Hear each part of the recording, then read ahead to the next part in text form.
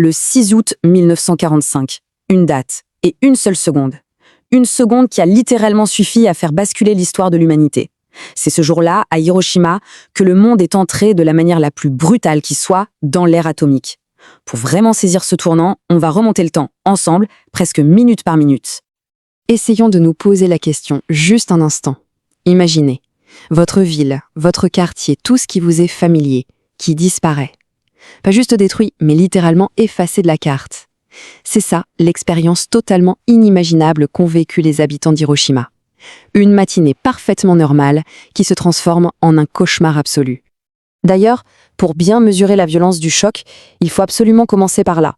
Il faut se plonger dans l'ambiance de cette matinée qui, jusqu'à la toute dernière seconde, ressemblait à n'importe quelle autre. On est donc le 6 août 1945.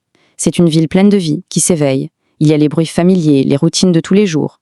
Des enfants qui partent pour l'école, des gens qui se dépêchent pour aller au travail. Bref, une journée tout à fait banale qui vient de commencer. Et puis, à 8h15, on aperçoit un avion dans le ciel. Un seul. Rien d'alarmant.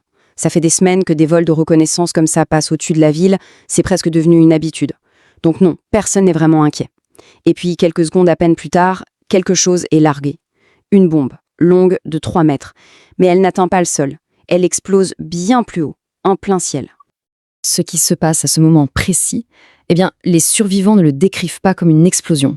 C'est quelque chose de complètement différent, de totalement inconnu, de terrifiant. C'est comme si un deuxième soleil venait d'apparaître subitement dans le ciel. Au cœur de tous les témoignages, il y a cette expérience sensorielle. Une lumière blanche, absolue, aveuglante, qui efface tout le reste. Même des témoins qui se trouvaient à des kilomètres de là ont raconté avoir vu un éclair qui a illuminé tout l'horizon. Un flash qui est resté gravé dans leur mémoire, pour toujours.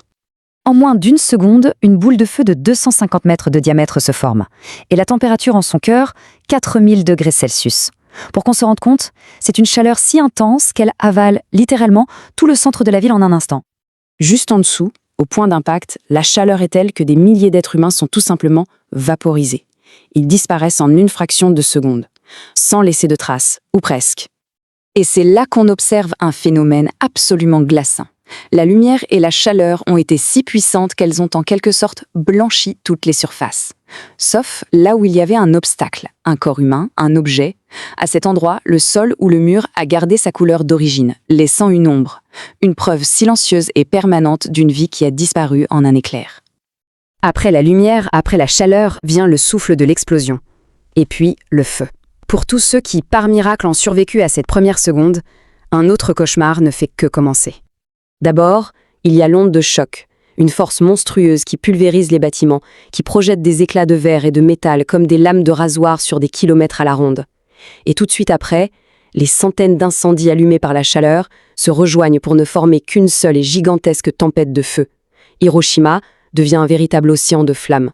Le spectacle est apocalyptique. Les survivants errent dans les décombres, leurs vêtements ont littéralement fondu sur leur peau, beaucoup marchent comme des fantômes, les bras tendus devant eux, un geste terrible et instinctif pour éviter que leur peau, qui se détache en lambeaux, ne colle à leur corps. Et ils avancent tous dans la même direction, vers les rivières, poussés par une soif insoutenable.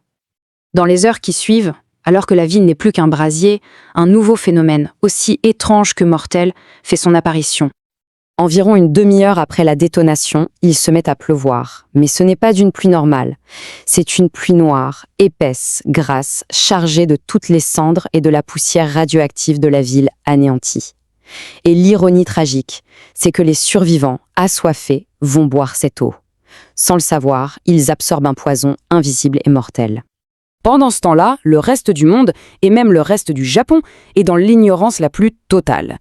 Toutes les communications avec Hiroshima sont coupées, un télégramme très bref arrive à Tokyo vers 13h, mais il est tellement laconique que les autorités n'arrivent pas à y croire. Hiroshima entièrement détruite. Comment une seule bombe pourrait détruire une ville entière? Ce n'est qu'à 17h que le président américain Truman révèle la nature de l'arme. Sur le terrain, c'est un chaos indescriptible. Les quelques médecins qui ont survécu sont complètement dépassés. Au début, ils soignent les brûlures, les blessures, et puis ils voient arriver des gens qui, en apparence, n'ont rien. Sauf que très vite, ces patients développent des symptômes terrifiants, et surtout inconnus. Ils vomissent du sang, perdent leurs cheveux, des taches violettes apparaissent sur leur peau, et ils meurent. Les médecins font face à une maladie nouvelle, le mal des rayons. Cette phrase du professeur Masao Suzuki résume à elle seule l'impuissance totale du corps médical. Face à cette maladie sortie de nulle part, la science n'a aucune réponse. Il n'y a rien à faire, rien, à part accompagner les mourants. La guerre se termine quelques jours plus tard, après le largage d'une seconde bombe sur Nagasaki. Mais pour les survivants d'Hiroshima, la souffrance, elle, est très loin d'être terminée. Les survivants, qu'on appelle les hibakusha, vont en fait endurer une double peine. D'un côté, il y a la souffrance physique, les cancers, les leucémies, toutes ces maladies liées aux radiations qui vont les ronger pour le reste de leur vie. Et de l'autre, il y a le rejet. La société a peur d'eux. On pense qu'ils sont contaminés, contagieux. On refuse de les employer, on refuse de se marier avec eux. C'est une vie de douleur physique, mais aussi de profonde solitude. Et pendant des années, la vérité sur les conséquences humaines de la bombe a été activement cachée. Les forces d'occupation américaines ont mis en place une censure extrêmement stricte. Elles ont saisi les films, les photos, les données médicales et scientifiques. Le monde a mis plus de 20 ans avant de découvrir l'ampleur réelle de l'horreur. Les chiffres, eux, sont sans appel. Avant la bombe, Hiroshima comptait environ 340 000 habitants. À la fin de l'année 1945, on estime que près de 140 000 personnes étaient mortes, que ce soit à cause de l'explosion, des incendies ou des radiations. C'est presque la moitié de la ville. Mais malgré cette horreur, malgré le silence qu'on a voulu imposer, la mémoire a fini par triompher.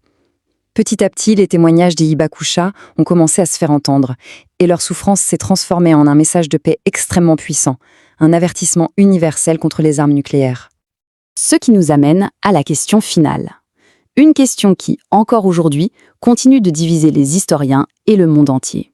Est-ce que la bombe était vraiment la seule option pour mettre fin à la guerre ? Il n'y a pas de réponse simple et peut-être qu'il n'y en aura jamais. Ce qui est certain, c'est qu'Hiroshima reste le symbole de notre incroyable capacité à l'autodestruction, mais aussi, espérons-le, de notre capacité à la sagesse.